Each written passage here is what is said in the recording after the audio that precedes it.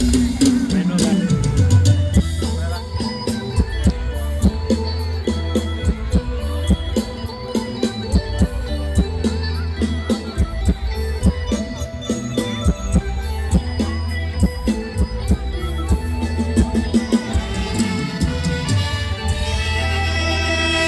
า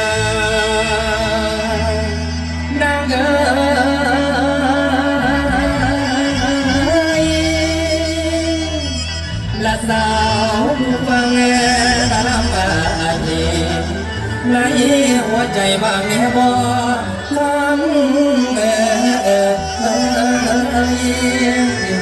รูปบ่ล้อมาสบายก็จองไว้ในบ่อน้ำหลานน้องสาวหลักฐานในใจเจ้าว่าอยากไปนั่งนอนเที่ยงเธอ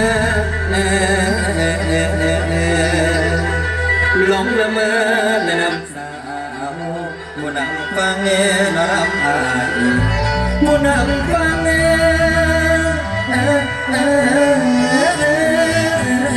นอนรับอา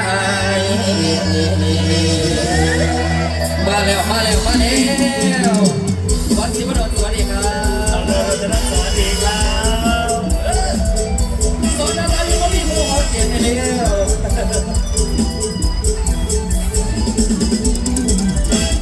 สาวคนงามเจ้ามาฟังลำกับไผ่นอมีไผ่นอคนที่มาเป็นโมมากับแฟนหรือว่ามากับพ่อไม่อยากจะรู้ว่ามีแฟนหรือยังถามว่ายังให้ส่งซิกตอบมาเป็นภาษาที่แปลว่าเลิฟยูคนใดถามเขาเป็นแฟนหรือโมยังบ่มีคู่หรือว่ามีคนจองที่เขามอ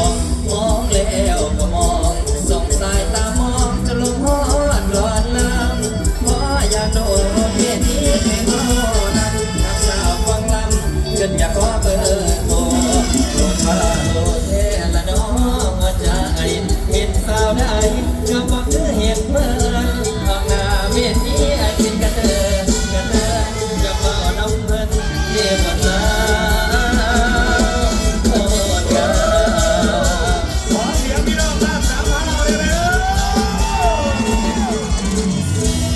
สาวอัดคำภาษาฟังรับมีส่วนละมอไม่แม่นเราจะขอบอกให้ทำรักต้องห้ามว่ามีทิศขอสมัครเป็นมีแต่เพียงเจ้าก่อนยามเศร้าเพราะคงอายสิมาก่อนยามหน้าหยุดมองอายสิแม่ใจมาสาวให้ส่งยิ้มตอบแน่หรือเจ้าบอกแค่เลยผู้บ่าวย้อนอย่าจำอย่าสาวรับตัวอายบ่ว่าหัวใจจำอย่าสาวรับตัวอายบ่มาเลื่อนเธอได้จะเลื่อนเธอสมองมันละส่งของเส้นสะเพื่อนแก้มเป็นคนละแบบเราโซ่นี้อยากตอนเล่นไม่น่าเจ้าขอบคุณมากๆใจครับขอบคุณพี่หน่อยด้วยนะครับขอบคุณพี่จ่อยด้วย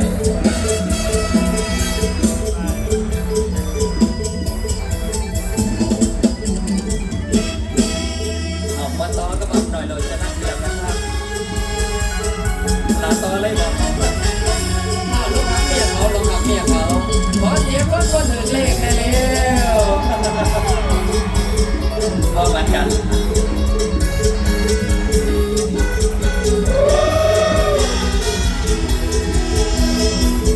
ลงทางน้ำมอนถึงโหมาก่อนว่าเจ้า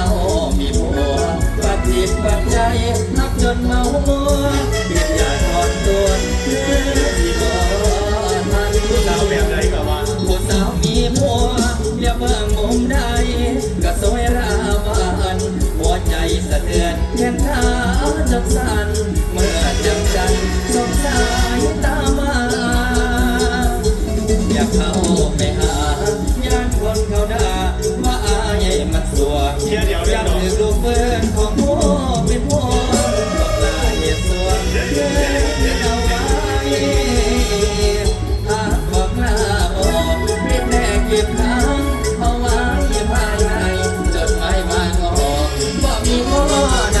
เป็นโชว์ทางใจบ่มีจอกหน้า เสียงปากแก้วที่ดาเลยเด้ ล อง ทางเมียเขามันมองอย่างคนใดยังต้องเกินนิดก่อนความเหงาปัญญามยินนอนยินไว้ในใจย้ำยินกับหัวอยากเข้าไปปลอบใจจะคิดเสื่อสันดอนบอกลาเสียงญาติมีต้นมะพร้าวถ้าหากวันใดหัวเจ้าเปลี่ยนใจออกห่างกันนะให้คิดเห็นคนอยู่นอกสายตาที่ปัญหาสาเมื่อเห็นเราจะเป็นสากนอกเป็นเมืองอายกะสีเอาเรื่องอดีตอายว่าเคยมายินดีรับเอาแม้เจ้าเคยมีผู้ มีหัวแล้วมีหัวแล้วนะเป็นเก้าวันละ หนึ่งสองสามสี่ห้าหก เหลือบ้อง ฮะ เหลืออีกบ้องขอบคุณทีมงานนะครับพี่ดอกนะครับบ้านครับนะครับแก้วที่ดา ลงทางเมียเขากันเมาอยากคนไหนจำต้องเปิดยิ้มก่อนความเมามันยังคิดทอดคิดไว้ในใจยับกับหัวอยากเข้าใครก่อนใจจะคิดเสื่อสันดอนบอกลาเสียงญาติมีต้นยิ้วถ้าวันใดหัวเจ้าเปลี่ยนใจออกห่างกันนะให้ที่เห็นคนอยู่นอกสายตาที่ขัดอาสาว่าเย็นลงเราสวยเจ้าเหตุสาน้องเป็นแม่ห่างอายก็สีเอาเรื่องอดีตอายว่าเคยเอายินดีรับเอาแม้เพียงวันเลยมีผู้ ขอบคุณหลายๆครับขอบคุณมาเล่นออนไลน์ด้วยนะครับ ขอบคุณมาทักวันสีวันโดนนับกันแล้วกันเยอะ ขอบคุณนะครับบอกแม่อาลีจากไต้หวันขอบคุณแม่ลำพูนน้ำเนื้อขอบคุณบ้านแถวที่ดาด้วยขอเสียงพี่น้องสามเผ่าเลยนะ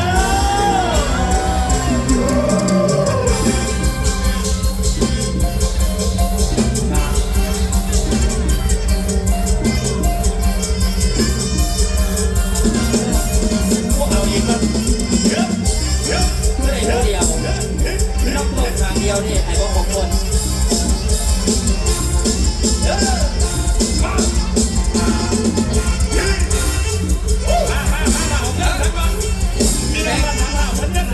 ขอบคุณนะครับ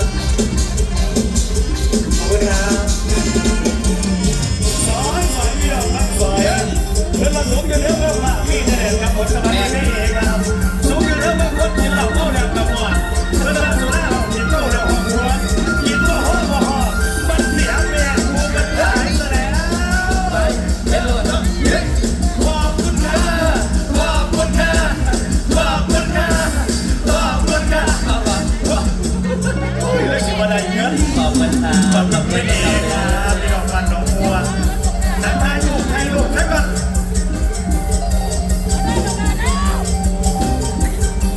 1 2 3 เดี๋ยว10 ปี ขอบคุณครับขอบคุณที่เมย์ครับผม